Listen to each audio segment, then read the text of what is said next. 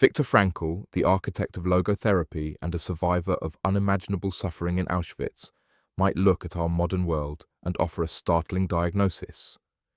You feel unmotivated, constantly scrolling, utterly overwhelmed by the sheer volume of information and endless possibilities, right? We often blame a lack of discipline, an inherent laziness, or even a deep-seated flaw within ourselves. But what if Frankl, with his profound understanding of the human spirit's innate drive for meaning, would argue that you're not unmotivated at all? What if you are, in fact, simply digitally overstimulated? Think about it. You wake up with ambitious plans, a mental to-do list stretching into the horizon. You know what you should do: start that passion project, tackle a difficult conversation, or simply focus on one task without interruption. Yet, within minutes, your phone is in your hand. You're lost in a labyrinth of social media feeds, news alerts, and urgent emails. Your focus fragments, your energy dissipates, and that initial spark of motivation fizzles into a dull ache of guilt. You feel paralyzed, not because you lack the desire to act, but because the sheer volume of external demands and internal distractions has created a psychological bottleneck. It's a profound sense of inertia born from an overwhelming influx, a constant state of too much that prevents any single impulse from gaining traction. This isn't laziness, it's psychological gridlock.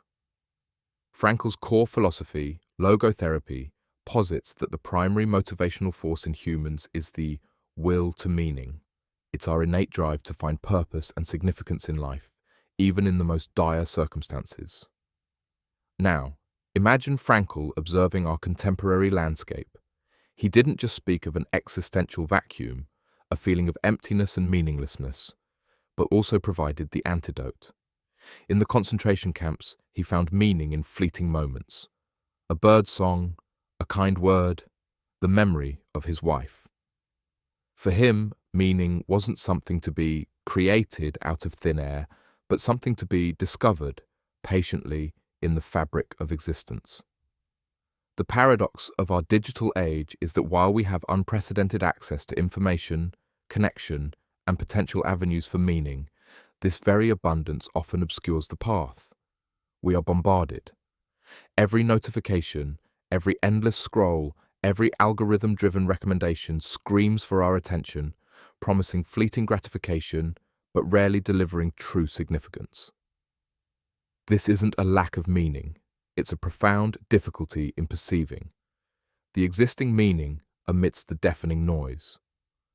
Our minds, evolved for focused attention on singular threats or opportunities, are now constantly toggled between microstimuli, leading to cognitive overload and decision fatigue. This overstimulation actively sabotages our will to meaning. When our nervous system is in a constant state of low-level alert, jumping from one input to the next, we lose the capacity for deep reflection, for quiet contemplation, for the sustained mental effort required to identify and pursue what truly matters. We are so busy reacting that we profoundly forget how to act from a place of conscious purpose. Frankl would urge us to recognize that true meaning often emerges not from the loudest external signals, but from the quietest internal insights, which can only be heard when the external din is muted. So, how do we quiet the din and rediscover our will to meaning? Frankl's insights offer potent strategies for our overstimulated lives. 1. Cultivate deliberate silence. Start with small intentional breaks from all digital input. 5 minutes of simply being without a screen can recalibrate your nervous system.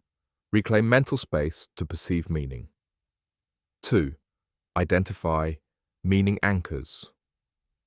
Frankl found meaning in love, work, and suffering. What are your anchors? A relationship, a skill, a cause? Consciously connect daily actions, however small, to these anchors. Imbue mundane tasks with purpose. 3.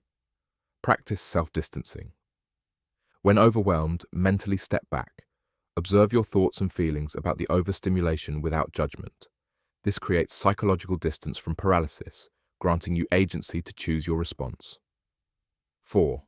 Embrace responsibility. Frankl believed our ultimate freedom lies in our responsibility, our ability to choose our attitude. You can't control information flow, but you can choose how you respond. Respond with intention, not reaction. You are not unmotivated. You are grappling with a world designed to relentlessly overstimulate, obscuring your innate drive for meaning.